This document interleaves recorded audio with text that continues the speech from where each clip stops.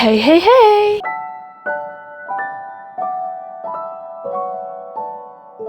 J'espère que vous allez bien, moi ça va super méga giga bien. On se retrouve aujourd'hui pour une vidéo, c'est une vidéo que je n'ai pas tournée depuis hyper longtemps. En même temps j'ai eu une énorme panne de lecture entre décembre et janvier, donc c'est sûr que vous n'allez pas avoir ce genre de vidéo. Ça allait être compliqué. Aujourd'hui on se retrouve donc pour un point lecture et comme je vous avais demandé sur Instagram il y a quelques mois maintenant, je vais me contenter de point lecture à 2 livres, tout simplement parce que je suis quelqu'un qui adore déblatérer sur des livres, surtout quand je les ai aimés. Et du coup 3 livres ça faisait une trop grosse vidéo avec beaucoup trop d'informations je trouve, donc j'ai décidé d'un petit peu élaguer on va dire mes points lecture. Du coup aujourd'hui en point lecture je vais vous présenter 2 livres et je vous propose qu'on y aille tout de suite. C'est parti. Tout d'abord je vais vous présenter Colloque avec mon boss de Erin Graham chez Addictive Poche et le deuxième sera Bride de Ali Hazelwood chez Milady. Du coup on commence par Colloque avec mon boss de Erin Graham chez Addictive. C'est un livre pour lequel j'avais très peu d'attentes et je suis absolument pas déçue, je suis même ravie de ce livre au final. On va sur 2 personnages, le premier c'est Étienne. Alors dans ce livre ils sont aux États-Unis mais ils ont tous des prénoms français car leurs parents adoraient la France ou sont français, je sais plus exactement, bref. Du coup, on va voir Étienne qui a hérité de l'entreprise familiale, qui est une énorme entreprise d'investissement, etc. Qui vient de se relever d'une très mauvaise passe. En gros, l'ex d'Étienne leur a planté un couteau dans le dos en repartant avec plein de données de l'entreprise. Elle a réussi à s'immiscer petit à petit dans l'entreprise en tant que femme, enfin fiancée d'Étienne, etc. Et c'est pour ça maintenant qu'il s'est juré de ne plus avoir personne dans sa vie parce qu'on ne peut pas faire confiance aux femmes. Donc il décide d'enchaîner les coups d'un soir parce que voilà, c'est vraiment pour montrer qu'il en a rien à battre. Sauf que problème, les investisseurs qui pourraient vraiment finaliser le redressement total de l'entreprise demandent à Étienne d'arrêter de se trimballer avec toujours une femme différente et d'afficher enfin des valeurs familiales. Alors Étienne s'énerve un peu, son frère et sa sœur qui sont aussi dans l'entreprise et qui sont là s'énervent aussi en disant comment ça on véhicule pas des valeurs familiales. En plus sa sœur est mariée à une femme donc l'investisseur sous-entend clairement que c'est pas du tout valeur traditionnelle d'être marié avec une femme, enfin voilà. Et tout d'un coup, son frère et sa sœur vont avoir l'idée de dire « Mais tu es fiancée Étienne, pourquoi tu ne le représentes pas ?» Elle s'appelle Cathy.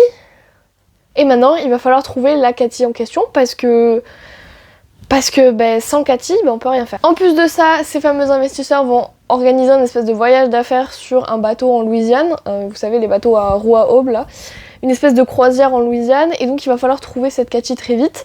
Alors Étienne il veut appeler un de ses contacts d'escort girl, son frère et sa sœur le regardent genre t'es censée être fiancée avec, pas juste la taper, c'est une très mauvaise idée.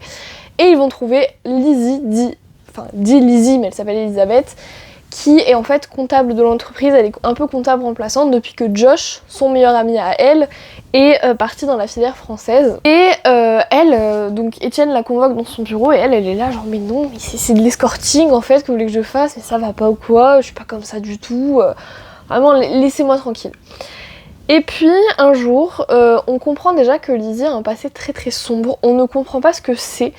Moi je pensais qu'elle faisait partie, vous savez, du programme de témoins protégés, quand c'était des affaires très compliquées, on protégeait les témoins en leur faisant changer d'identité. Que nenni, je peux vous dire que j'étais loin du compte et c'était très bien. Et on comprend qu'elle a un passé très sombre et qu'elle fuit quelque chose. Et elle va se retrouver face à ce quelque chose, on sait pas ce que c'est, on sait juste qu'elle se retrouve sans logement d'un coup, à cause de... Mais non, ça y est, je me souviens, elle se retrouve sans logement à cause de son ex qui en gros l'a fait chanter avec ce secret là en disant ah ouais tu veux pas revenir, je vais tout balancer. C'est un gros malade son ex, vraiment. Elle va se retrouver à aller toquer chez la porte de ce fameux patron qu'elle a rembarré dans la journée en disant qu'elle ne jouerait jamais les escortes pour lui dire eh bonjour, est-ce que vous auriez le logement de fonction à me prêter pour quelque temps. Le logement de fonction n'est pas disponible, le frère d'Étienne arrive et dit t'as qu'à dormir dans la chambre à côté de celle d'Étienne, elle est libre. C'est comme ça que Lizzie se retrouve en coloc avec son boss. Et en plus de ça, la salle de bain des deux est communicante. C'est-à-dire qu'ils partagent une salle de bain pour 2. Donc voilà, c'est un peu il ne reste qu'un seul lit, voilà, c'est ce genre de trope là. Et donc Lizzie va finalement accepter de jouer la fausse fiancée pour plein de raisons diverses et variées. Et ils vont se retrouver dans la merde parce qu'ils commencent à vraiment bien s'apprécier, sauf que Lizzie, elle pense que son secret est trop lourd à porter et qu'en plus de ça, elle est un peu poursuivie par son ex le psychopathe. Et Étienne, il est là en mode mais c'est juste du faux, elle ne va jamais m'aimer, enfin voilà. On est sur le concept de fake dating, de est-ce que ce qui se passe c'est réel entre nous ou c'est juste le jeu du fake dating. Voilà, moi j'adore ça. Du coup mon avis sur ce livre, comme je vous l'ai dit, c'était une superbe surprise. Rien n'est tombé dans la facilité du quiproquo. Un peu, mais c'était pas la facilité habituelle. Des fois les quiproquos c'est vraiment, ça vous plombe le livre et il se quitte pendant des semaines et des semaines juste pour un truc. Ça a tendance à de plus en plus m'énerver parce que je trouve que c'est assez faible scénaristiquement parlant. Ce n'est pas le cas de ce livre. Comme je vous l'ai dit, Le secret de Lizzie, j'avais élaboré toute une théorie sur le sujet. Alors après, je l'ai fini d'une traite, donc la théorie je l'ai faite en 3 heures, ok. Mais j'avais élaboré toute une théorie sur le sujet en me disant ouais mais peut-être qu'elle fait partie du programme pas d'appel à témoins, mais de, comment ça s'appelle, de crotte, de protection des témoins, ou alors peut-être que c'est ça, ou alors peut-être que c'est ça. J'étais à 10 000 km.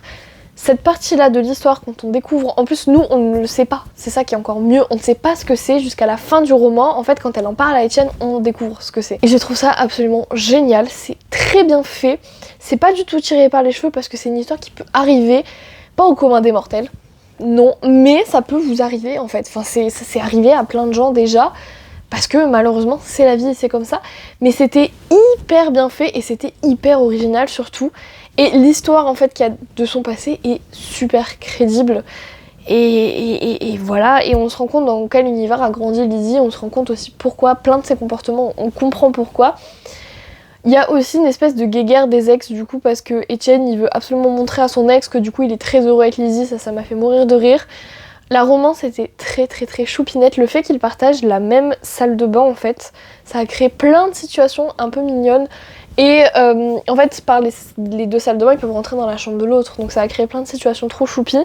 Le fait qu'ils jouent les faux fiancés au final ça prend pas tellement de place, franchement c'est plutôt la coloc je dirais qui ressort ici parce que ils ont une salle de bain communicante, enfin je veux dire ils se lavent à un intervalle décalé pour ne pas se croiser dans la douche, c'est logique, mais voilà.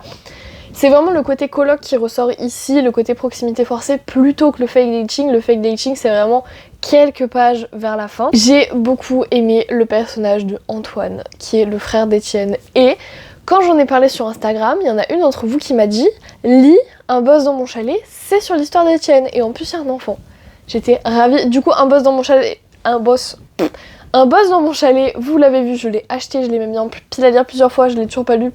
Pas grave, mais du coup voilà j'ai acheté le tome 2 on va dire où c'est Antoine parce que Antoine je l'aime beaucoup trop, il m'a fait mourir de rire tout au long du roman et savoir qu'il y a un roman uniquement sur lui et qu'en plus de ça c'est une single mom, j'ai hâte. Bon du coup voilà, j'ai pas plus de choses à dire parce qu'il était relativement petit aussi. J'ai écrit dans mon petit truc ça partait mal et c'est vrai qu'au début je me suis dit oh là là mais on dirait un harlequin.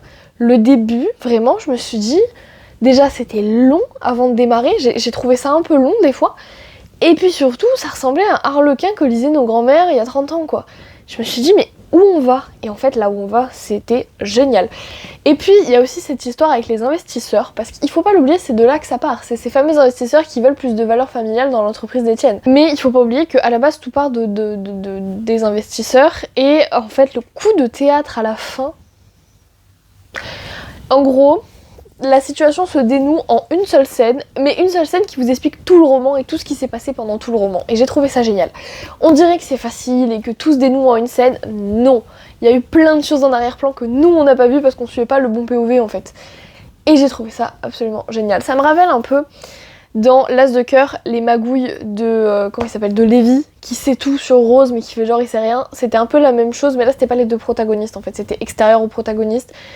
Et voilà, j'ai beaucoup aimé cet aspect-là du dénouement où vraiment tout explose d'un coup, mais parce qu'en fait la personne derrière, elle faisait des trucs mais nous on le savait juste pas. Et j'ai trouvé ça génial, donc le dénouement était très rapide mais à la fois très bien construit, très bien fait. Et surtout vraiment j'étais choc-barre devant mon livre, genre... Mais pardon? Mais... c'était incroyable, enfin incroyable. C'était vraiment... côté très like a boss, enfin en même temps c'est coloc avec mon boss et voilà on est un peu dans l'univers des grands patrons parce que bon des investisseurs vous vous doutez bien que c'est pas le gérant du petit Décathlon du coin, voilà.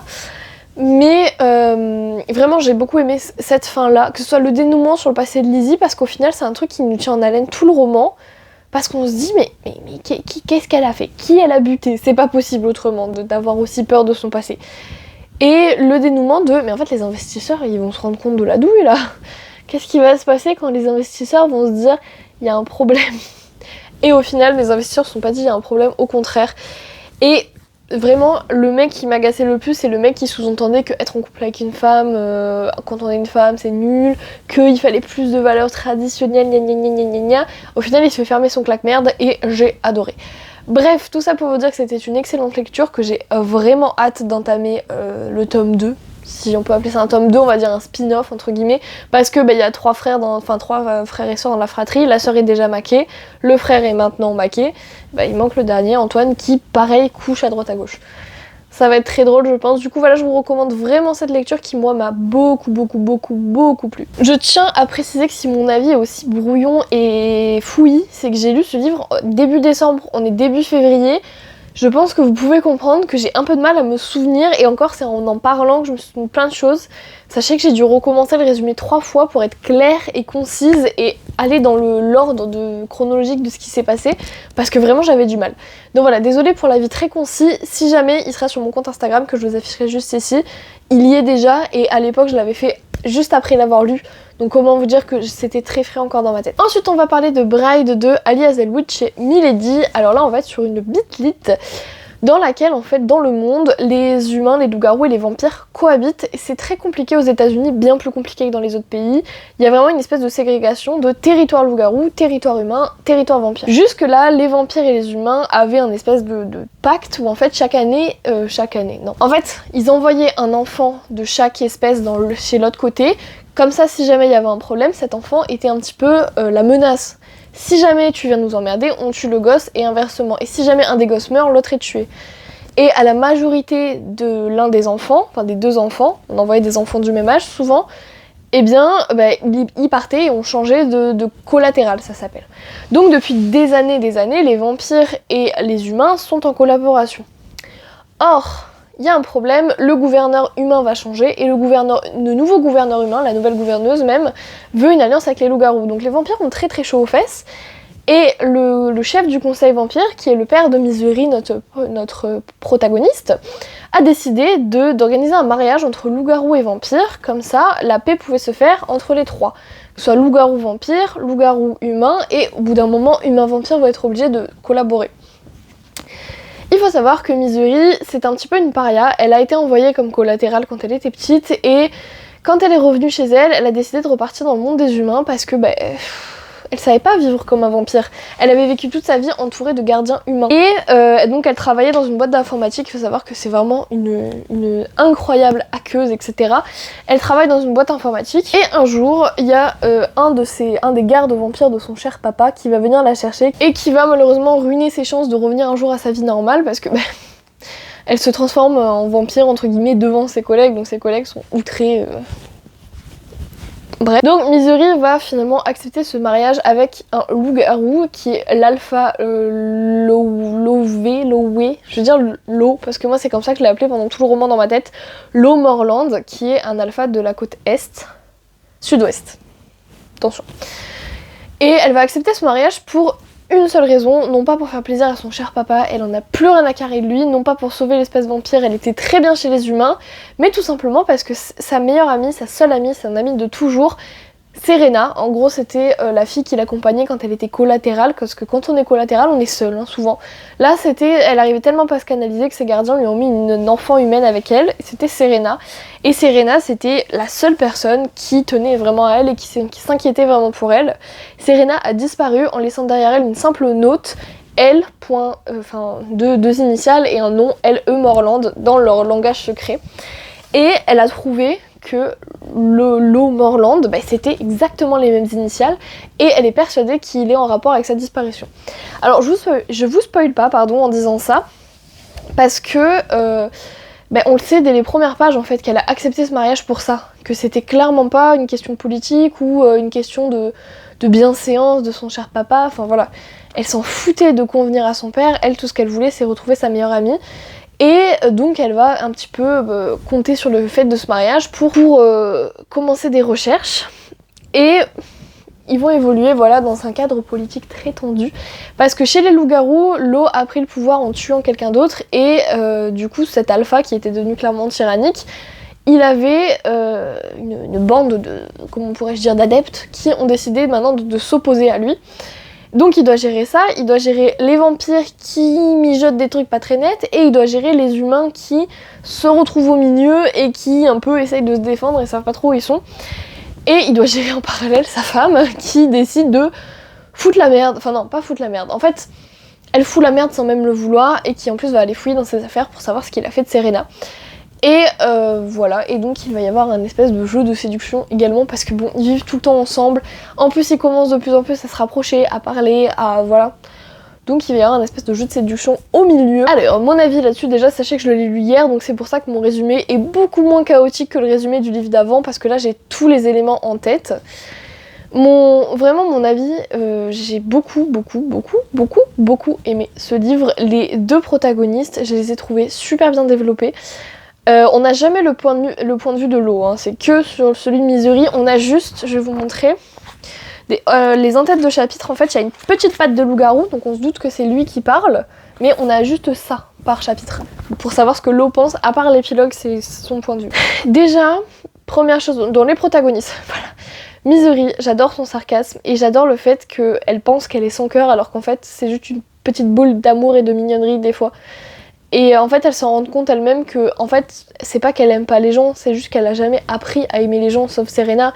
Elle a été séparée de son frère jumeau quand elle avait 8 ans, son père l'a jamais aimée, sa mère est morte en couche. Enfin voilà, son frère jumeau, en fait, elle se rend compte qu'il l'aime très fort, mais juste il lui a jamais montré parce que son père donnait un peu des codes limite militaires, et que c'est pour ça qu'il lui a jamais montré un amour bravant vents et marées, enfin voilà. Et elle se rend compte qu'en fait elle a juste jamais appris à réellement aimer les gens et à apprendre à accepter que les gens se soucient d'elle et l'aiment aussi.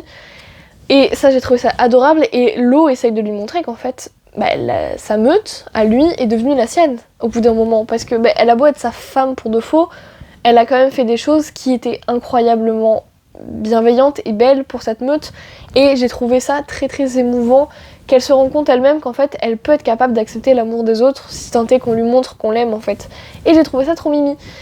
Et Lo, c'est pareil, en fait elle va lui apprendre clairement que t'es pas obligé de tout faire parfaitement, t'as le droit de te tromper, c'est pas pour ça que les gens t'aimeront moins, c'est pas grave de se tromper, c'est la vie, c'est comme ça, et c'est pas parce que tu fais pas tout bien que les gens vont pas t'aimer. T'es pas obligé de tout faire bien pour que les gens te surkiffent. Donc voilà, les deux protagonistes, et je trouve qu'ils vont très très bien ensemble malgré leurs différences d'espèces. Ils sont au final très ressemblants dans leur caractère, etc. Au final, j'ai adoré le personnage d'Anna. Anna, pour vous remettre en contexte, on l'apprend aussi dès les premières pages, c'est la petite sœur de Lo qu'on voit très souvent et qui va être au cœur de beaucoup de choses politiquement parlant.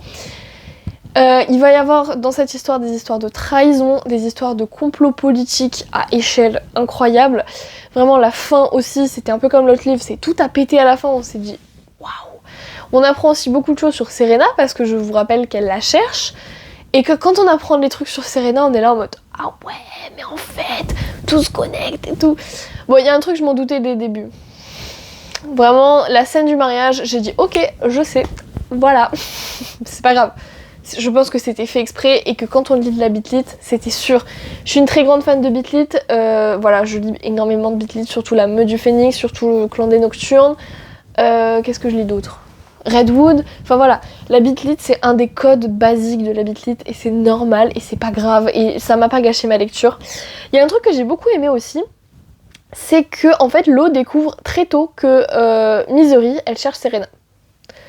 Il le découvre genre 120, 150 pages max, ce livre en fait genre 450. Dès le début de l'histoire en fait, il découvre, parce qu'elle est tout sauf discrète, elle est très forte en informatique, pas en espionnage, ça c'est sûr.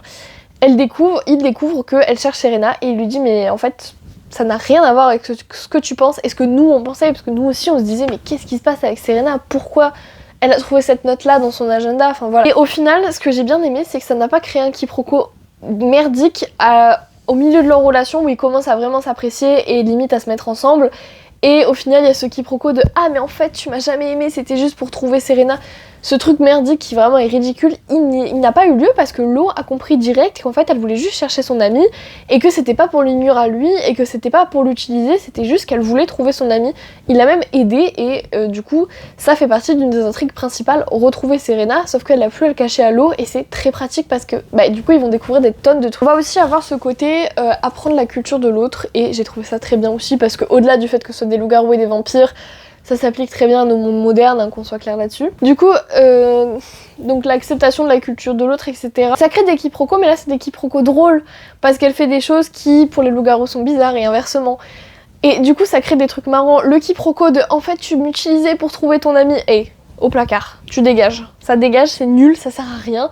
C'est très bien que ce ne soit pas là-dedans, c'est génial qu'ils le découvrent et qu'ils disent « ok, je vais t'aider, y a pas de souci ». C'est génial et j'ai adoré et j'ai failli lâcher le livre pour vous prendre dans le vlog et vous dire c'était trop bien. Mais vu que j'ai pas commencé le vlog hier, enfin bref, vous comprendrez si vous voyez le vlog de dimanche.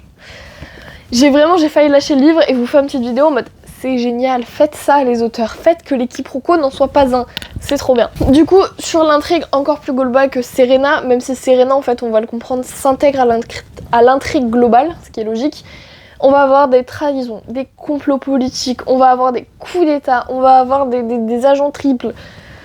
C'était énormissime, j'ai adoré le montage de l'ensemble, le montage global. Voilà, j'ai juste adoré que ce soit la romance, les personnages secondaires même étaient incroyables. Anna, bien évidemment, Alex qui m'a fait mourir de rire, un peu par dépit parce que c'est son comportement qui nous fait mourir de rire. Au moment où en fait Misery elle commence à être très intégrée au loup-garou, Alex il a toujours peur qu'il la bouffe et ça me terrasse de rire. Et là genre si t'as faim, y a du sang dans le frigo, hein. Tu prends pas le mien, il est pas bon de toute façon. Et c'était très drôle, c'était très du comique de situation, de gestes, etc. Mais c'était marrant par dépit pour lui malheureusement. Mais voilà, j'ai beaucoup aimé le fait que les loups-garous ne soient pas totalement réfractaires non plus à elle et qu'au bout d'un moment ils comprennent que elle n'est pas forcément là pour le mal et que surtout c'est pas un vampire classique parce que clairement elle a pas vécu avec les vampires, elle a vécu avec les humains, donc bon. Mais du coup voilà, c'était vraiment une très très bonne surprise. Je l'ai lu pour découvrir l'univers de Ali Hazelwood et je ne suis absolument pas déçue, même si les publications d'Ali Hazelwood qui m'intéressent c'est plutôt de la romance contemporaine. En Bitlitz, elle gère vraiment beaucoup, elle sait reprendre les codes sans forcément les user jusqu'à la corde et sans forcément faire du vu et du revu. Donc vraiment j'ai trouvé ça super parce que c'est utiliser la bitlit et non pas faire de la bitlit pour faire de la bitlit et j'ai trouvé ça génial. Je vous le recommande très clairement si vous êtes un amateur de bitlit et ne vous attendez pas à du cliché. Il y a des éléments repris comme la cohabitation humain, loup-garou, vampire et les rivalités qu'il y a. Il y a aussi une des tropes un peu principales, c'est le concept de moitié qui est partout dans la bitlit. Dès qu'on va parler de loup-garou on entend le concept de âme sœur, imprégné, moitié, enfin voilà. Ça peut porter plein de noms, mais c'est utilisé à très bon escient. Ne vous inquiétez pas, on tombe pas du tout dans le cliché. J'ai juste adoré. Voilà. Mais moi, vous savez, de toute façon, les mariages forcés, les proximités forcées. Voilà. Du coup, je vous le conseille vivement, même si vous avez déjà lu Ali Hazelwood en romance.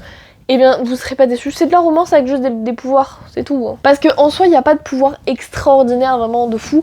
Il y a juste Misery, elle peut hypnotiser les gens. Et les loups-garous peuvent se changer en loups-garous. Jusque là, bon, c'est pas non plus... Enfin, je veux dire, voilà, il n'y a pas des fées, des magiciens, des sorcières, des machins. Donc c'est relativement basique si vous voulez vous lancer dans la bitlit, ça peut être une bonne porte d'entrée. Et bien écoutez, cette vidéo touche à sa fin. Ça faisait très longtemps que j'avais pas tourné de point de lecture. J'ai l'impression d'avoir un peu parlé dans le vide et pas avoir été très claire.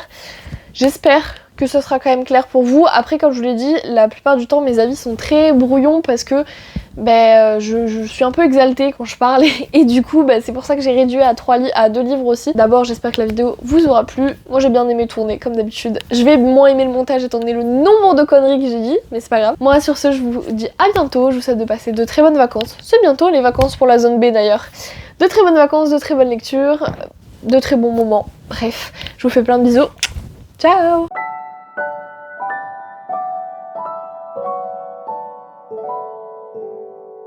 You